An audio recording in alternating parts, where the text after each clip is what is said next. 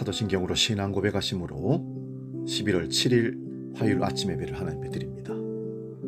나는 전능하신 아버지 하나님 천지의 창조주를 믿습니다. 나는 그의 유일하신 아들 우리 주 예수 그리스도를 믿습니다.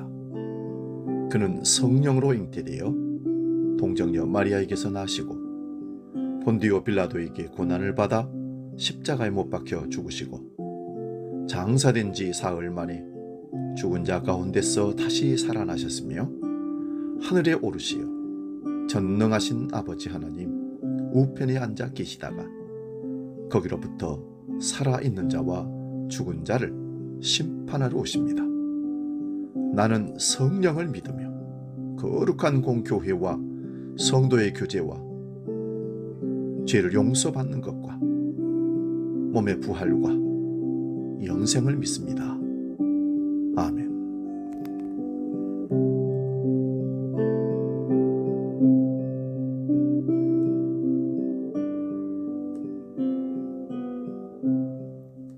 찬송가 563장 예수 사랑하심을 함께 찬송합니다.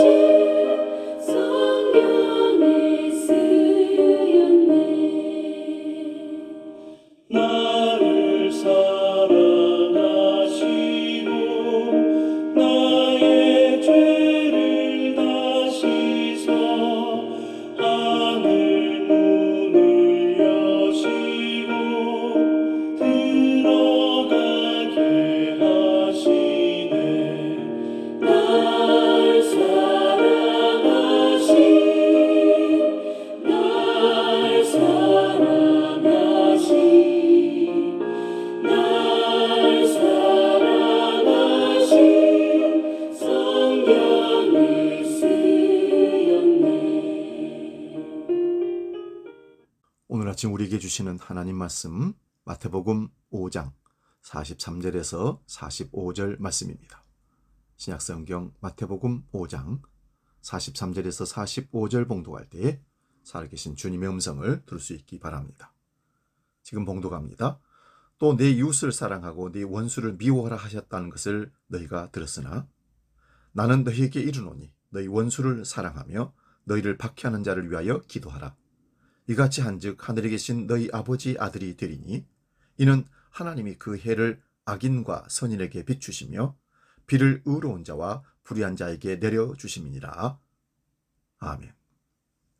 오늘 봉독한 말씀으로 구별하지 않는 사랑, 이런 제목으로 말씀의 은혜를 나눕니다. 구별하지 않는 사랑. 사랑하면서 구별할 수는 없는 거지요. 진정한 사랑은, 진실한 사랑은 조건과 여건과 환경과 피부 색깔과 인종과 빈부귀천과 남녀노소를 구별하지 않고 사랑하는 것을 진정한 사랑, 참사랑이라고 말할 수 있을 겁니다. 오늘 본문에서 예수님은 이웃사랑의 계명을 예로 드시며 우리에게 설명하십니다. 내 이웃을 사랑하여라 라는 계명은 구약성경 레위기 19장 18절에 나옵니다. 그러나 내 원수를 미워하여라 라는 계명은 성경 어디에도 나오지 않는다는 것입니다. 하지만 구약 성경에는 하나님이 이스라엘 편을 드시어 이방 민족과 싸우는 이야기가 자주 나옵니다. 가나안 정착 시기에는 토착민들을 말살하라고 명령하기도 하십니다. 시편에는 원수들에 대해서 저주하는 기도도 나옵니다. 가령 시편 109편과 137편에 기록됩니다. 따라서 내 원수를 미워하여라 라는 명시적인 계명은 성경에 나오지 않지만 이스라엘 백성들은 그것을 당연한 것으로 여겼습니다. 하나님은 이스라엘만이 하나님이라고 오해했던 것입니다. 누가복음 10장의 선한 사마리아 비유, 이 배경이 되는 예수님과 율법학자의 대화를 우리 한번 기억해 봅시다. 어느 율법사가 예수님께 무엇을 하여야 영생을 얻을 수 있느냐고 묻습니다. 예수님께서 그에게 율법은 어떻게 말하고 있느냐고 반문하십니다. 율법학자는 하나님을 사랑하고 이웃을 사랑하는 것이 율법의 핵심이라고 답합니다. 예수님은 그 가르침대로 살면 된다고 하십니다. 그러자 율법사는 그러면 내 이웃이 누구냐라고 다시 반문합니다. 이 질문은 몰라서 물은 것이 아니라 자신이 이웃사랑에 있어서 잘하고 있다는 사실을 자랑하고 싶어서 물은 것입니다. 당시 유대인들은 오직 유대인만을 이웃으로 여겼습니다. 율법에 철저한 사람들은 율법을 무시하고 부정하게 사는 사람들을 이웃으로 여기지 않습니다.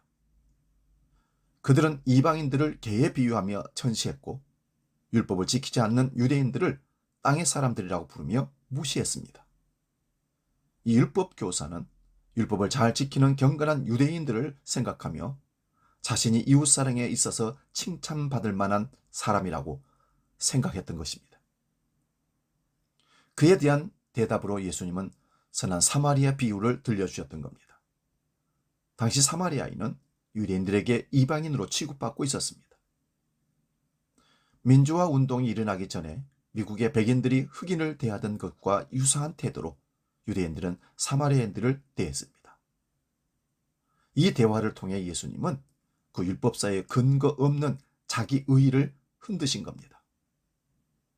너희의 원수들을 사랑하여라 라는 말은 사람들을 이웃과 원수로 구분하는 악한 습성을 버리라는 뜻입니다. 사랑은 사람을 구별하지 않습니다. 사람들을 만날 때 사랑할 가치가 있는 사람과 그렇지 않은 사람을 구분하지 말라는 뜻입니다. 우리의 죄된 본성은 끊임없이 이웃과 원수를 구분하려고 합니다. 예수님은 그 죄된 본성과 부단히 싸우라 하십니다. 누구를 만나든 그 사람의 이웃이 되어주라는 말씀입니다. 가령 원수로 여겨지는 사람이 있다면 그 사람과의 매듭을 풀라고 하십니다. 원수를 이웃으로 삼도록 힘쓰라는 뜻입니다. 그것은 하나님의 사랑을 입어 그 사랑으로 변화되어야만 가능해지는 일입니다. 그 변화가 일어나게 만드는 방법 중에 하나가 그 사람 위해서 기도하는 것입니다. 예수님께서 이렇게 말씀하셨습니다. 너희를 박해하는 사람들을 위하여 기도하여라. 그 이유가 바로 여기에 있습니다. 기도하여라 라는 말씀은 저주하지 말고 축복하라는 뜻입니다. 하나님 앞에 머물러 앉아 자신을 괴롭게 하는 사람을 위해서 축복하는 기도를 드리다 보면 처음에는 억지로 마지못해 형식적으로 시작해도 결국 진심으로 축복하게 됩니다. 그렇게 마음으로 그를 축복하면 말과 행동까지 달라지게 됩니다.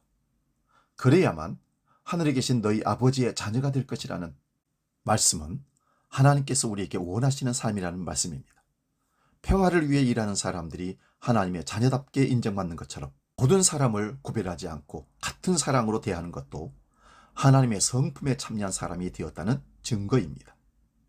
자녀가 될 것이다라는 말은 그렇게 해야만 자녀가 될 것이라는 뜻이 아니라 그렇게 해야만 자녀라는 사실이 증명될 것이라는 뜻입니다. 하나님의 자녀 된다는 말은 그분의 성품에 참여한다는 뜻이라는 사실을 기억하시기 바랍니다. 우리는 사람을 어떻게 사랑할까요? 구별합니까? 지역색, 학연, 지연, 혈연? 아니면 빈부귀천으로? 우리는 예수님이 우리를 사랑하신 그 사랑으로, 조건 없이 무조건 사랑했던 그 사랑으로, 구별하지 않는 사랑으로, 원수까지도 이웃을 사랑하는 그 마음으로 사랑하며 살아야 할 줄로 믿습니다. 기도하겠습니다. 거룩하신 아버지, 하나님께서 우리를 조건 없이 사랑하셨기에 우리가 사랑받게 되었음을 기억합니다. 하나님께서 만약 구별하시는 사랑을 하셨다면 우리는 그 사랑에 들어가지 못했을 것입니다. 오늘 주님은 우리에게 말씀하십니다. 네 이웃을 사랑하여라. 원수를 미워하지 말고 오히려 그들을 위해서 기도하라. 구별하지 않는 사랑을 하라 말씀하십니다. 우리가 고백하고 기도하지만 삶의 현장에서 맞닥뜨리는 여러 가지 어려움들은 이 말씀을 거역하고 내 고집대로 사는 경우들이 얼마나 많은지 모릅니다. 이 모든 것들 다시 회개하고 구별하지 않는 사랑으로 주님 닮은 사랑을 해나가는 우리 모두가 되게 하여 주시옵소서. 주기도로 함께 기도합니다. 하늘에 계신 우리 아버지, 아버지의 이름을 거룩하게 하시며 아버지의 나라가 오게 하시며 아버지의 뜻이 하늘에서와 같이 땅에서도 이루어지게 하소서. 오늘 우리에게 일용할 양식을 주시고 우리가 우리에게 잘못한 사람을 용서해 준 것 같이 우리 죄를 용서해 주시고 우리를 시험에 빠지지 않게 하시고 악에서 구하소서. 나라와 권능과 영광이 영원히 아버지의 것입니다. 아멘.